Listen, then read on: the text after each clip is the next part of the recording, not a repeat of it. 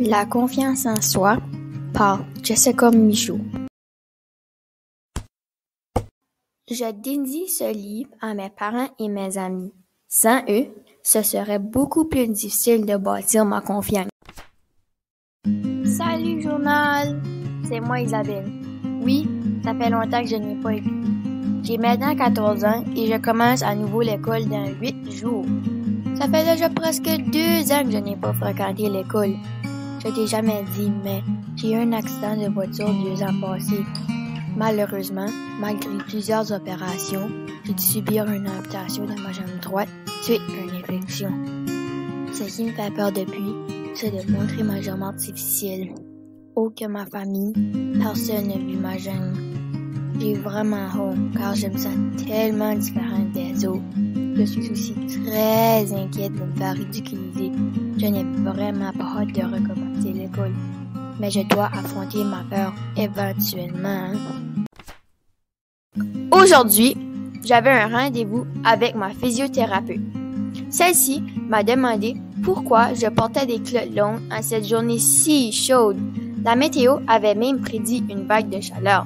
Je lui ai dit que j'étais plus confortable en culottes longues. Effectivement, j'ai menti. J'avais très chaud, mais il était hors de question que je monte ma jambe artificielle en public. Aujourd'hui, ma mère m'informe qu'elle veut aller magasiner pour un nouveau maillot de bain. Nous allons à la plage demain. Elle est bien au courant que ceux que je possède sont trop petits pour moi. J'ai essayé de la convaincre d'en acheter un en ligne, même si je savais qu'il allait arriver en retard. Ce que je voulais. Inutile d'essayer. Ma mère était entêtée que j'en obtienne un aujourd'hui. Pour conclure notre conversation, je lui ai demandé si je pouvais aller au centre d'achat avec mes amis pour m'en procurer un. Elle accepta, sans problème. De retour du magasin, sans maillot de bain, j'ai vu que ma mère était occupée au téléphone.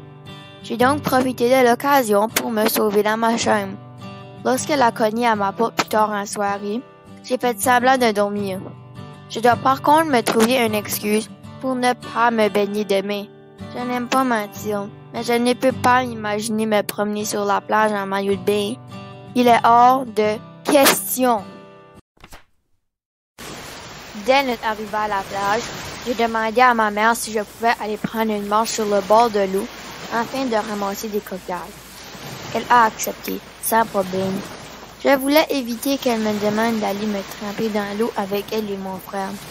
Soulagée à l'idée que je n'ai pas eu à affronter ma mère pour l'histoire du maillot de bain, je me suis dirigée aussitôt sur le bord de la rive. Il faisait très chaud, mais le vent me faisait du bien. C'est vraiment une belle journée. Après un bon moment, j'ai aperçu une fille à peu près de mon âge qui sortait de l'eau. Elle semblait bien s'amuser. En me rapprochant encore plus, j'ai remarqué qu'il avait quelque chose de différent chez elle. Je me suis donc rapprochée sans réaliser que j'étais rendue à côté de son château de sable. Dès qu'elle m'a vue, elle m'a salué avec un grand sourire. Elle m'a demandé aussi si je voulais l'aider à terminer son château.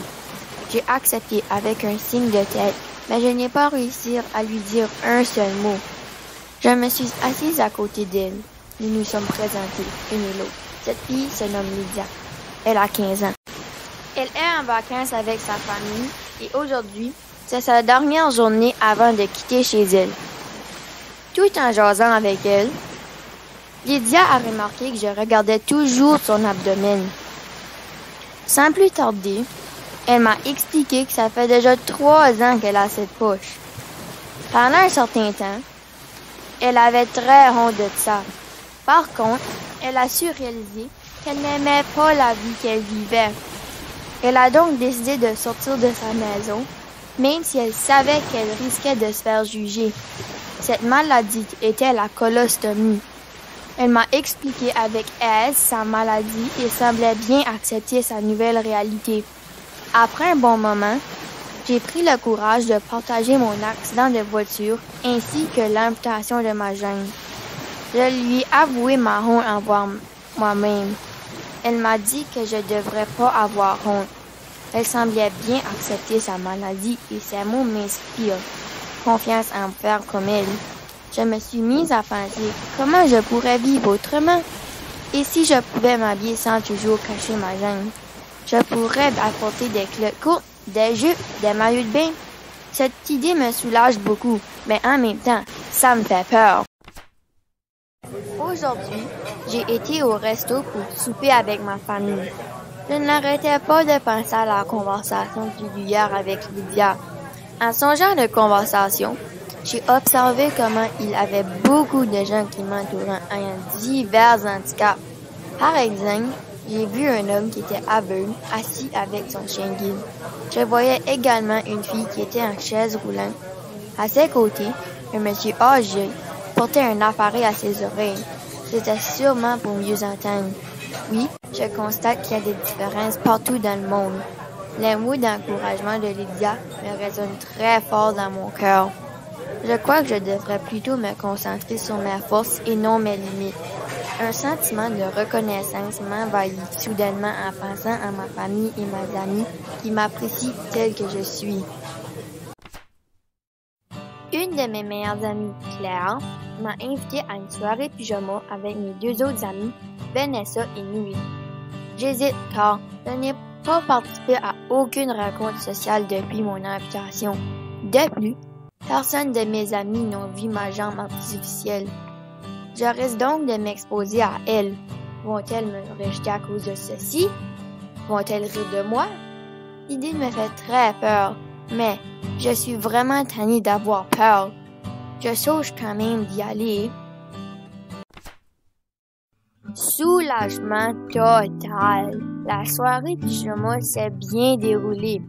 J'ai même oublié que j'avais une jambe artificielle. La seule personne qui semble trouver un problème de ma situation, c'est moi. Cette soirée a vraiment créé un déclic en moi. Je veux juste vivre ma vie et être entourée de bonnes personnes qui m'apprécient telle que je suis. Je crois réaliser que je mérite ceci. Il est fort temps de changer ma façon de penser. Je crois même avoir une idée pour commencer l'année scolaire en beauté. À venir. Aujourd'hui, j'ai téléphoné à mes amis afin de leur proposer de porter des vêtements identiques pour la rentrée scolaire. Mais comment?